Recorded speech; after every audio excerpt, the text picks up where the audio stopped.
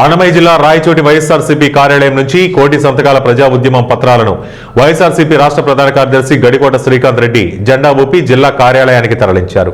Medical కళాశాల ప్రైవేటీకరణ నిర్ణయాన్ని ఉపసంహరించుకోవాలన్నారు.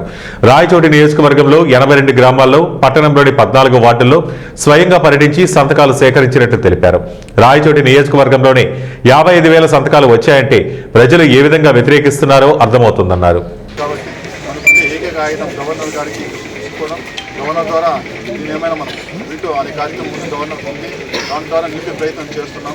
మనం ప్రజల కొరకు ప్రజా ఉద్యమాల ద్వారా గవర్నర్ను ఉపయోగించుకుని నిలిపే ప్రయత్నం చేస్తున్నాం. కాబట్టి ఆంధ్రప్రదేశ్ రాష్ట్రంలో కోట్లాది మంది ఆకాంక్ష అయినటువంటి ఏదైతే కూటమి ప్రభుత్వం చంద్రబాబు నాయుడు గారు తీసుకున్నటువంటి ఈ యొక్క వ్యతిరేక నిర్ణయాన్ని వ్యతిరేకిస్తూ దాదాపు ఏదైతే కోటి సంతకాలు చేయాలనేటువంటి ఒక ఆలోచన చేసినటువంటి మన గౌరవ మాజీ ముఖ్యమంత్రి వర్యులు వైఎస్ఆర్ కాంగ్రెస్ పార్టీ అధ్యక్షులు శ్రీ వైఎస్ జగన్మోహన్ రెడ్డి గారి యొక్క ఆదేశానుసారం మన ప్రియతమ నాయకులు మాజీ శాసనసభ్యులు శ్రీ గడికోట శ్రీకాంత్ రెడ్డి గారి యొక్క ఆధ్వర్యంలో ఈ మన కాన్స్టిట్యూన్సీలో దాదాపు 55,000 పైచీలక సంతకాలతో మనం ఇవాళ కార్యక్రమానికి శ్రీకారం చుట్టాం.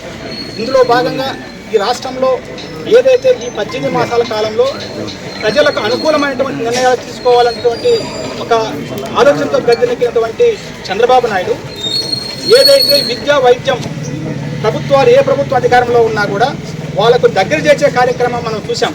కానీ ఈనాటి ప్రభుత్వం చంద్రబాబు నాయుడు గారి ప్రభుత్వం ఏదైతే 18 ఏళ్ల కాలంలో ప్రజా వ్యతిరేక కార్యక్రమాల్లో అత్యంత ప్రమాదకరమైనటువంటిది ఏదైతే మెడికల్ కాలేజీలు ప్రైవేటీకరణ చేసి పేద మధ్య తరగతి కుటుంబాలకు వైద్య విద్యను దూరం చేయడమే కాకుండా అదేవిధంగా కార్పొరేట్ వ్యవస్థకు కొమ్ము కాసే విధంగా చంద్రబాబు నాయుడు గారు తీసుకున్నటువంటి నిర్ణయాన్ని ఇవాళ ఈ రాష్ట్రమే కాదు దేశవ్యాప్తంగా కూడా చర్చ జరుగుతూ ఉంది. ఇవాళ